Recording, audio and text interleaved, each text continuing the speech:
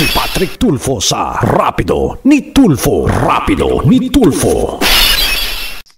Meron tayo, sir. Alam ko, the last time I interviewed you, nabanggit mo, sir, na itong TPE saka ACCE parang papunta na rin po sa direksyon ng abandonment kasi attorney, parang hindi yata mabayaran na ng mga dapat na maglalabas dito, Attorney Jet? Meron, pakiulit sir, ano po yun? Itong TPE, sir, saka itong ACCE na galing, sir, ng both of them came from Thailand. Both of them. Nabanggit mo, sir, na parang hirap ng, parang medyo mahirapan ng magbayad itong mga dapat na maglalabas itong mga container, sir. Yes, sir. Yun pong mga containers na nabayaran nung ano nila dito, nung kanilang consolidator dito at na-process po, yan po ay dapat i-distribute. Yun po yung commitment sa amin ng mga deconsolidator na yan.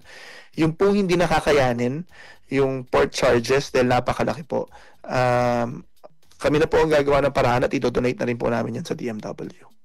So, sir, so far wala pa naman, sir. I mean, nandito pa lang tayo, sir, sa level na kung saan sinusubukan pa rin ilabas nitong mga decon, itong mga containers na ito, attorney?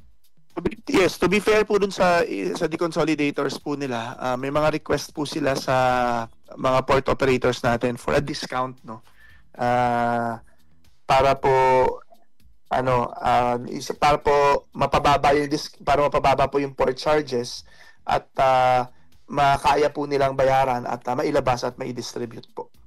Pero once po na umabot ulit yan dun sa mga abandon na naman dahil dyan sa mga pakiusap na yan, siguro kami na ho makikipag-usap sa kanila na baka po pwedeng i-donate na natin. Anyway, sir, ang maganda ho dito, port charges na lang naman yung kanilang pinapakiusap. Yung duties and taxes po para dun sa mga items na merong commercial goods, nabayaran na po at na-settle na po nila.